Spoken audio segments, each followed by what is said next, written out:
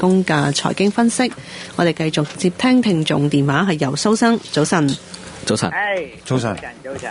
阿高生早晨啊！哇喂，成六七個人啊，啲公帑鹹啊！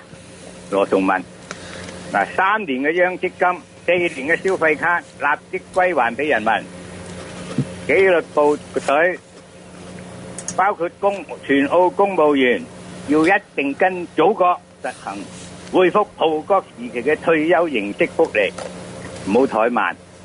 咁我表揚治安警察局北區、南區，包括交通廳，佢哋服務真係貼地，真係 very good， 每度蹦啊！但司法警察局就唔係唔好嘅，有2個部門好好，包攝部、包劫啊！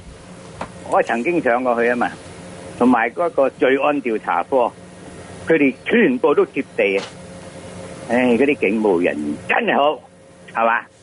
咁阿黃女士嗰日你講咗嘅嘢又話唔知乜啊，唔承認喎。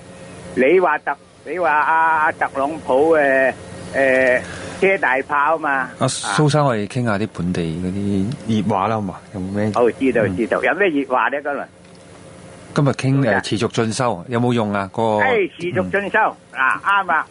嗱，嗰啲持續進修咧，一定要為本地嗰啲後生仔嘅，祖國大把錢啊！你使乜成日話引進乜啊？大陸落嚟啊？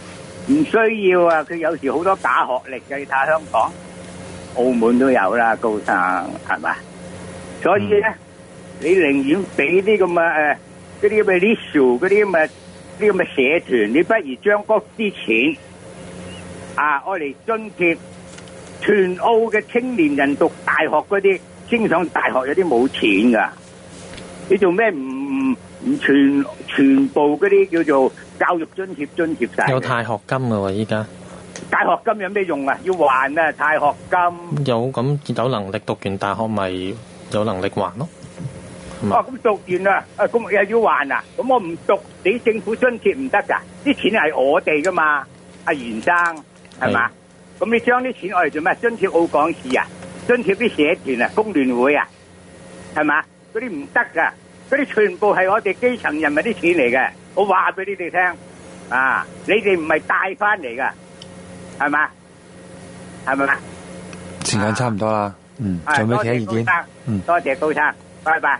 好，多謝。不過可能多謝蘇生意見先啦。不過可能佢有啲混淆咗啲概念啦，即係持續進修係嗰筆錢嗰個資助咧，同其他一啲譬如公共資本企業佢得到嘅政府嘅嗰個注資啊，或者係支援啊，其實就唔可以相提並論嘅，即係唔一樣嘅兩方面。同埋其實而家一啲嘅高等教育嘅課程都可以用到持續進修喎，同埋就算頭先袁錦陽都有提到啦，譬如你讀大學嘅，咁都有啲貸學金啊，或者成績好嘅，甚至乎係獎學金添，咁所以都係有各種方面嘅一啲資助。咁我而家學生嗰個升大率都去到90%幾嘅，即係都大家都好少會因為經濟嘅問題讀唔成大學嘅，咁呢個情況係咁樣。始終大家講到尾呢，就係究竟教育資助嗰個網係去到邊？咁其實大家都知道非高等我哋已經係即係免費教育即係行咗好多年㗎啦。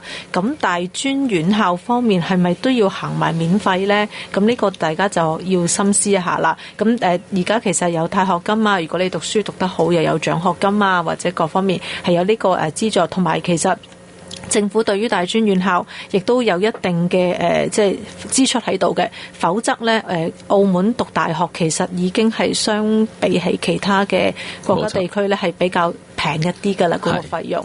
咁其實已經係有，咁大家可以再思考下，究竟我哋教育嘅開支要去到邊個位呢？咁我哋報一報時先。